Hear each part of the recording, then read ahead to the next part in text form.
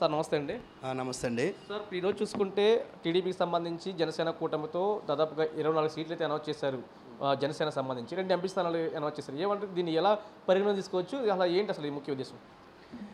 చంద్రబాబు ఖచ్చితంగా పవన్ కళ్యాణ్ గారికి ఏ పదవి ఇవ్వడండి.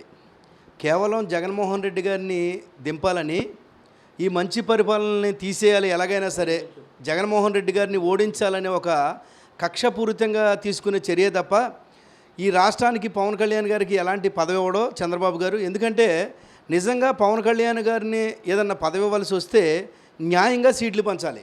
24 సీట్లు ఇవ్వడం అంటే ఇది చాలా అన్యాయం పవన్ కళ్యాణ్ గారికి. కాబట్టి ఈ జన సైనికులు ఎవరైనా సరే ఇంకో 10 సీట్లు అడగండి మనకని అడిగితే పవన్ కళ్యాణ్ గారే ఊరుకోడు. ఎందుకంటే జాతీయ అధ్యక్షుడు చంద్రబాబు గారు ఎన్ని సీట్లు ఇస్తే అన్నీ తీసుకోవాలంటాడు. ఆయన ఏది చెప్తే అదే అంటాడు. కాబట్టి పవన్ కళ్యాణ్ గారి కోసం కాదండి ఈ పోరాటం అంతా. కేవలం చంద్రబాబు నాయుడు అనేవాడిని మనం గద్దెక్కించాలి.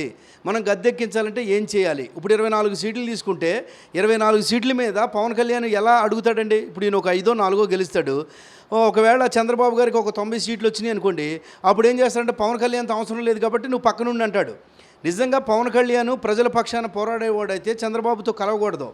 ఆ కలవడం వల్ల ఒకవేళ ఏదన్నా రేపు లాభం వస్తే చంద్రబాబుకి వస్తుంది తప్ప పవన్ కళ్యాణ్ అనే వ్యక్తికి ఏ విధమైన పదవులు కానీ లేకపోతే జన సైనికులకి ఏ విధమైన న్యాయం కానీ జరగదు. ఎందుకంటే పవన్ కళ్యాణ్ అనే ఒక వ్యక్తి చంద్రబాబు మీద ఆనుకున్నాడంటేనే అప్పుడే ఖచ్చితంగా ఎన్నుపోటుకి ఇది కారణం. ఎందుకంటే చంద్రబాబు ఖచ్చితంగా పవన్ కళ్యాణ్ గారిని ఎన్నుపోటు పొడుస్తాడు ఈ విషయంలో. సార్ మరోపక్క చూసుకుంటే జనసేన పార్టీ కేవలం ఎదిరించడానికి, ప్రశ్నించడానికి అని చెప్పేసి అన్నారు. మరి ఈరోజు 24 సీట్లకు అమ్ముడుపోయారంటారా?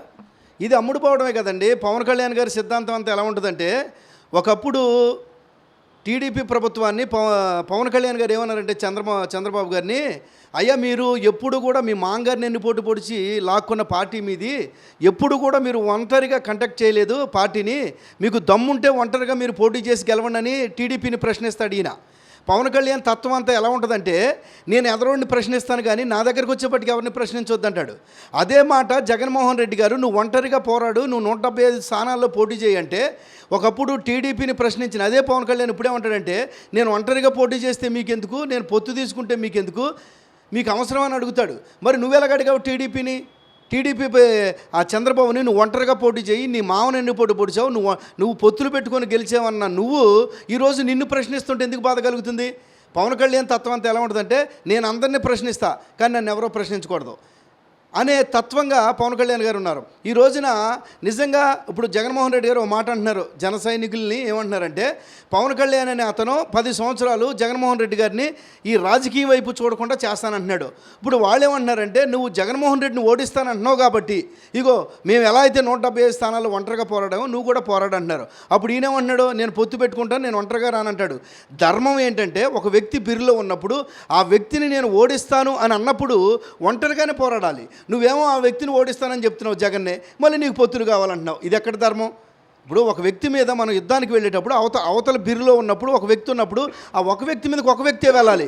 కానీ నేను జగన్నే 10 సంవత్సరాలు ఇక్కడ నేను రాజకీయ వైపు చూడనివ్వనని చెప్పి ఇప్పుడు నువ్వు చంద్రబాబుని, షర్మిలమ్మని, లేకపోతే బీజేపీ అంతా మేము పొత్తుగా ఉంటామని చెప్పి ఒక వ్యక్తి మీదకి వెళ్తున్నారంటే మీలో విశ్వసనీయత లేదు. నిజంగా జగన్మోహన్ రెడ్డి అరాచకపు పాలనే చేస్తే ప్రజలే బుద్ధి చెప్తారండి, ప్రజలే ఓటేయరండి. నువ్వు చంద్రబాబు 10 మంది కలిసినంత మాత్రాన ప్రజల్లో మంచి పరిపాలన జరిగితే ప్రజలు ఓటేస్తారు. కానీ నువ్వేమంటున్నావు అంటే, మేమందరం పొత్తు పెట్టుకుని ఇప్పుడు ఓడిస్తాం జగన్మోహన్ రెడ్డిని, ఒకవేళ ఇప్పుడు ఓడించకపోతే 2 దశాబ్దాలు ఇలాగే వైసీపీ కొనసాగుద్ది అంటున్నావు. 2 దశాబ్దాలు ఒక పార్టీ కొనసాగాలంటే ప్రజలే ఓట్లు వేయాలి. నువ్వేమో ప్రజలు ఓటేయకుండా జగన్మోహన్ రెడ్డి గారు ఆయన అంతగా ఆయన గెలిచిపోతాడా? నిజంగా అతను చేసింది అన్యాయపు పాలన అయితే, ఆయన చేసింది అక్రమ పాలన అయితే ప్రజలే ఓడిచ్చేస్తారు. నిజంగా చంద్రబాబు గెలవాలని మీరు అనుకుంటే ఒక పని చేయండి, మీరు తప్పుకోండి. ఎందుకంటే జగన్మోహన్ రెడ్డి గారిది మంచి పరిపాలన కాకపోతే ఈ రాష్ట్రంలోకి ఉన్నది టీడీపీ ప్రభుత్వం, చంద్రబాబును గెలిపిస్తారు. మధ్యలో మీరు వచ్చేంటి? ఇంకా మీరు చేసేదేంటి? చంద్రబాబును గెలిపించడానికైతే నువ్వు అవసరమా మాకు? నువ్వు ఒక ఆశయంతో వచ్చానన్నావు, అప్పుడు ప్రజారాజ్య పార్టీ పెట్టాడు, మా అన్నయ్య కలిపేశాడు, నేను ఆపలేకపోయాను, ఇప్పుడు మీకోసం ఒక జనసేన పెట్టానన్నావు. అప్పుడు కాంగ్రెస్ ప్రభుత్వంలో కలిపేస్తున్న మీ అన్నయ్యను ఆపలే నువ్వు, ఇప్పుడు నీ చేతిలో ఉన్న పార్టీని తీసుకెళ్ళి టీడీపీలో కలిపేస్తున్నావు. ఏదైనా ప్రశ్నిస్తేనేమో మీరు వైసీపీ వాళ్ళు అంటావు. అంటే మీ అన్నయ్య గారు పార్టీ కలిపేసినప్పుడు అన్యాయం జరిగింది, అప్పుడు ప్రజలకి నేను న్యాయం చేస్తాను వచ్చి ఇప్పుడేమన్నావు అంటే చంద్రబాబు కష్టాల్లో ఉన్నాడు పార్టీ, ఇప్పుడు ఆయనకి నేను సాయం చేయాలి అని అంటున్నావు. అంటే నువ్వు లక్షల మందికి ఇచ్చిన మాటను మర్చిపో మర్చిపోయావు. లక్షల మందికి జనసేనగా నేనుండి ఓ రాజకీయ ప్రక్షాళన చేస్తాను, అనేక మందిని నేను ఈ యొక్క అవినీతి పరిపాలన అంతమందిస్తానన్న నువ్వు ఇప్పుడు చంద్రబాబుతో కలిసి ఏమంటున్నావు?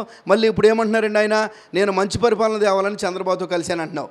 ఇప్పుడు ఇన్ని లక్షల మందికి ఇచ్చిన మాట ఏమైంది అంటే, చంద్రబాబుకి ఇచ్చిన మాట నిలబెట్టుకోలేకపోతే నేను చచ్చినా బతికినా ఒకటే అన్నావు. నీతో వచ్చిన జెండాలు పట్టుకున్న ఇన్ని లక్షల మందికి మాట ఇచ్చి నువ్వు తప్పుకున్నావు అంటే ఖచ్చితంగా పవన్ కళ్యాణ్లో ఎలాంటి సీఎం అవుదాం లేదండి. ఆయన కేవలం చంద్రబాబును చేయడానికే. ఒకవేళ జనసేన వాళ్ళు ఎవరైనా నువ్వు సీఎం అన్నా అంటే చెప్పు తీసుకుని కొడతాడు జనసేన వాళ్ళు. ఎందుకంటే నేను సీఎం కాదురా, చంద్రబాబురా సీఎం, నేను కాదు, అసలు పార్టీ పెట్టింది ఆయన కోసం అంటున్నాడు. ఎవడైనా ఈ దేశ చరిత్రలో పార్టీ పెడితే వార్డు నెంబర్ నుంచి జడ్పీటీసీ దగ్గర నుంచి ఎమ్మెల్యేగా రాజకీయాల్లోకి వచ్చిన ప్రతి వ్యక్తికి ఉండే ఆశ ఏంటి తెలుసా?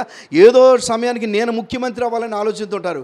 కానీ ఫస్ట్ టైం దేశ చరిత్రలో పక్కోడిని ముఖ్యమంత్రిని చేయాలని ఆరాటపడే వ్యక్తి ఎవరైనా ఉన్నారంటే అది పవన్ కళ్యాణ్.